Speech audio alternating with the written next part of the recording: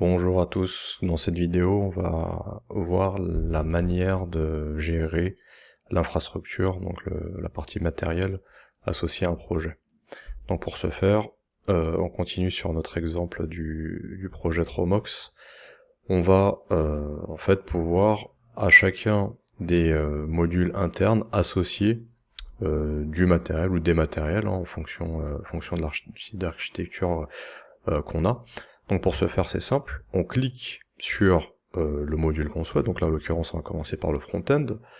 À droite, donc dans le module d'édition, on a un bouton qui s'appelle Link Material, donc on clique dessus. On va ensuite pouvoir choisir dans cette liste-là le type de template de matériel qu'on souhaite utiliser.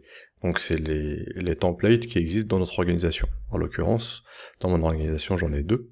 J'ai VM ou serveur physique. Donc je vais dire que moi c'est une VM.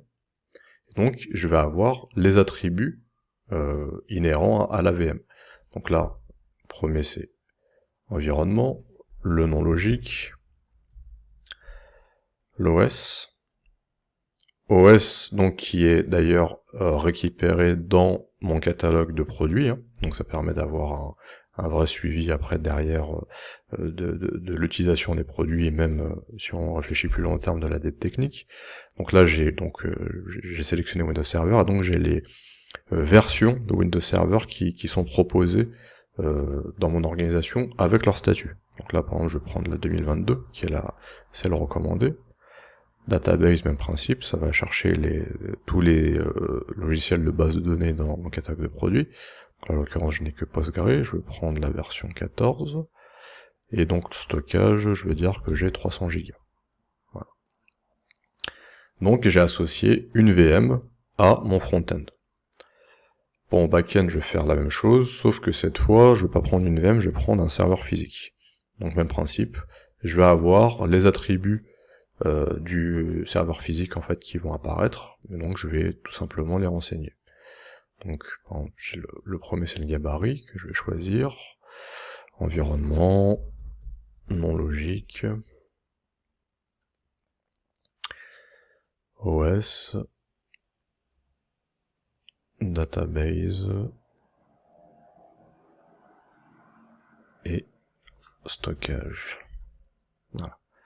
Donc là j'ai associé un serveur physique à mon backend. D'accord. Pour faire le suivi de l'inventaire, en fait, j'ai ici dans mes boutons du bas, un bouton donc qui s'appelle Materials View, dans lequel en fait vont être déversées les informations que j'ai renseignées là depuis mon interface graphique là de mon schéma applicatif. Donc j'ai un onglet All, un onglet VM, en fait, où du coup toutes les VM que j'ai renseignées vont se trouver, et un onglet serveur physique. Donc là en fait je vais, pour chacun, sur tous les onglets, en fait je vais retrouver des colonnes qui vont correspondre aux attributs des différents matériels avec les informations renseignées. Donc all, il va mélanger l'ensemble, hein, c'est pour ça qu'on peut avoir des colonnes, on va dire, supplémentaires par rapport à d'autres. Donc là par exemple, VM et serveur physique ont les mêmes attributs, à la seule différence que serveur physique a un attribut supplémentaire qui s'appelle gabarit, qui n'est pas dans la VM. Donc c'est pour ça que ici, je le retrouve dans le all, mais que c'est vide pour mon objet type VM. Et donc voilà, je vais retrouver en fait toutes les informations, l'ID de l'objet, la zone réseau, et toutes les informations que j'ai renseignées pour les différents attributs. On peut faire la manipulation dans l'autre sens, c'est-à-dire que depuis ces onglets-là, on peut directement rajouter un matériel, et ça va être renseigné, derrière ça va être ajouté. C'est-à-dire que si d'ici je veux rajouter une VM à M1 ou M2, je vais pouvoir le faire, et donc ça va remplir l'information sur la partie schéma applicatif. Et donc j'ai un autre onglet ici qui s'appelle Technical Scheme, je vais dessus, et donc en fait j'ai mon schéma technique qui va se remplir au fur et à mesure. Donc là je vois, voilà, M1, je clique dessus, mon front-end, je vois que j'ai une VM avec ses différents attributs, là M2, j'ai un serveur physique avec ses différents attributs, et en fait je vais avoir toutes les informations matérielles en fait qui vont être renseignées sur ce schéma technique. Voilà, donc pour résumer, le schéma applicatif nous sert toujours de base pour notre DAT. De ce schéma applicatif vont pouvoir être ajoutés des différents matériels à tous nos objets internes, et ensuite on va pouvoir suivre l'ensemble sur les onglets de vue matérielle et de schéma technique.